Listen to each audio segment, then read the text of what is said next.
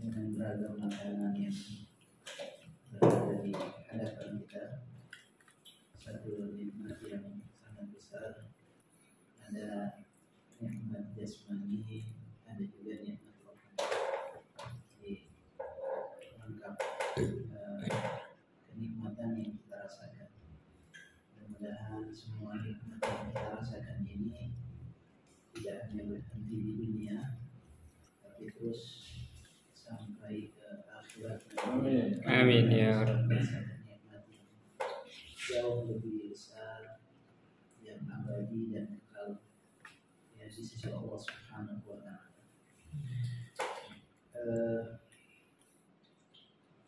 Kalau kita merasakan nikmat-nikmat tadi,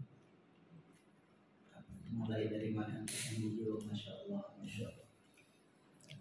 kemudian ada tahu, ada keripik, ada yakult,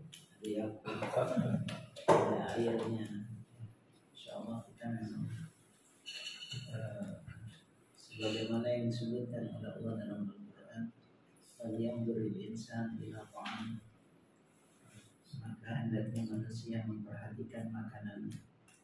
Jadi disuruh kita untuk memperhatikan makanan. Kenapa? Karena makanan ini punya banyak sisi yang bisa kita jadikan sebagai ibrah. Mulai dari bagaimana Allah Subhanahu wa Ta'ala menjadikan buat kita alat-alat yang mendukung untuk masuknya makanan ke dalam tubuh kita. Bukan hanya makanannya dihadirkan, bukan hanya makanan yang disiapkan oleh Allah, tapi indera, organ, alat yang bisa membuat kita dapat menikmati makanan itu juga diberikan oleh Allah. Dan sebetulnya kalau bicara kebutuhan ya cukup aja, yang penting masuk ke dalam perut selesai. Tapi kan nggak begitu. Ya, kita perlu karbohidrat, perlu protein, perlu mineral, perlu vitamin dan seterusnya. Masuk blok selesai ya. Tapi Allah Ta'ala ingin memberikan kenikmatan lain. Jadi masuknya makanan itu biar nikmat, biar terasa enak, dan itu rahman dan rahimnya Allah Ta'ala kepada kita semua. Nanti berpikir merenungkan, kita bisa merenungkan betapa ini nikmat makanan saja. Kalian beri insan ila ta'am memang akan membuat kita semakin banyak bersyukur kepada Allah. Ya. Kalau kita renungkan misalnya ketika hadir satu makanan yang terasa oleh kita, yang membuat muncul selera pada diri kita, itu dari apa? Dari aromanya. Ya, aromanya itu membuat kita, itu aja udah beda. Makanan kalau aromanya enak, merangsang selera kita, itu satu nikmat. Bagaimana Allah memberikan kemampuan kepada kita untuk mencium aroma-aroma itu. Tapi sebaliknya kalau makanan itu tidak enak, aromanya juga akan terasa beda. Ya, kalau udah basi, misalnya kalau udah lama ciumnya, soalnya udah nggak akan masuk. Jadi Allah memberikan kepada kita semacam filter untuk bisa merasakan apakah ini layak masuk atau tidak. Ya, dengan penciuman kita, dan ini masya Allah. Nah itu baru penciuman. Tapi kalau enak, kalau aromanya nyaman, itu langsung ini bermain ini. Ya, syaraf-syaraf bermain, kita semakin pengen memakannya. Nah itu baru dari sisi itu. Kemudian sisi yang lainnya adalah ketika kita mulai memasukkan makanan itu di dalam mulut kita. Itu ada begitu banyak kenikmatan yang diberikan oleh Allah. Allah Ta'ala berikan gigi untuk minyak-minyaknya. Kalau nggak dikasih gigi repot juga. Dan giginya macam-macam. Ada gigi gerah, gigi seri, ada gigi. Kemudian kemudian dikasih lidah yang fungsinya untuk merasakan, ada manis, ada pahit, ada asin, ada asam, dan seterusnya. Jadi kita merasa nikmat ketika ngunyah juga. Masya Allah. Kacang hijau beda sama tahu ternyata. Itu kan satu kenikmatan yang luar biasa yang diberikan oleh Allah Ta'ala kepada kita. Jadi banyak sekali.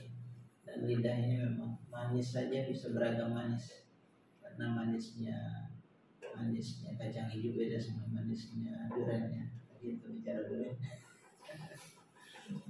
Manisnya pepaya beda sama manisnya mangga. Ini lidah yang hebat sekali. Ukurannya kecil tapi bisa menangkap begitu banyak. Apa namanya rasa itu begitu banyak. Pahitnya daun pepaya beda sama pahitnya pare. Jadi itulah kemampuan lidah ini, dan itu yang diberikan oleh Allah Subhanahu wa Ta'ala kepada kita. Makanya kalian coba perhatikan aja. Jadi jangan asal masuk ke makanan, tapi kita renungkan itu gimana masuknya makanan itu memberikan begitu banyak tanda-tanda kebesaran Allah Subhanahu wa Ta'ala. Dan bersamaan dengan itu, kok secara otomatis juga ada lendir semacam ludah yang keluar. Kalau nggak dikasih ludah, bisa kasar, bisa sariawan gitu. Tapi ketika makanan itu diolah, bersamaan dengan itu keluar juga ludah-ludah itu yang itu membantu proses melumat semuanya. Karena kita berpikir dari mana, segera seketika tiba muncul semuanya. Ini ada kayak pasukan tuh, ayo siap kita semuanya bergerak. Dan subhanallah, jadi luar biasa. Nah, kemudian ketika kita makan, Allah Ta'ala berikan rasa kenyang.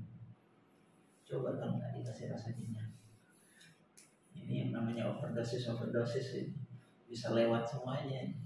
Tapi alhamdulillah dengan ini udah cukup, alarmnya udah bunyi. Nggak, jangan diisi lagi. Kalau diisi lagi bisa bahaya. Jadi kalau kita berpikir, betul kalau Allah Ta'ala mengatakan kalian beri sana ini. Coba perhatikan apa yang kamu makan. Jadi alhamdulillah, belum lagi kalau kita melihat ini asal-muasalnya gimana proses ini bisa hadir ke sini, di tahu bisa hadir ke sini, ini prosesnya panjang sampai ke mulut kita. Itu lain lagi, ini lagi. Anna salubna al-ma'a sabba thumma syaqaqna al-arda syaqqa fa'ambatna fiha habba wa 'inaba wa qadba wa zaituna wa nakhla. Itu prosesnya itu sampai jadi makanan siap disantap. Masyaallah, luar biasa. Nah, karena itu fabi ayyi ala'i rabbikuma tukadziban. Ketika kita sudah menikmati dan ketika kita bisa bersyukur atas nikmat makanan ini, maka semua nikmat makanan itu tidak ada artinya dengan syukur kita kepada Allah. Syukur kita jauh melebihi nikmat-nikmat semuanya. Jadi kalau syukur kita abadi, adapun nikmat ini hilang, selesai. Tapi syukur kita ketika kita menikmati makanan ini, itu yang akan membuat nikmat ini berubah menjadi nikmat yang abadi di sisi Allah. La in syakartum la'azidannakum wa la in kafartum inna 'adzabi lasyadid. Mudah-mudahan kita pandai bersyukur kepada Allah. Sudah banyak nikmat yang kita konsumsi, yang kita rasakan, yang kita makan, yang kita pakai dan seterusnya. Mudah-mudahan kita pandai mensyukuri nikmat Allah Subhanahu wa Ta'ala, karena pada akhirnya nikmat-nikmat ini akan habis, selesai.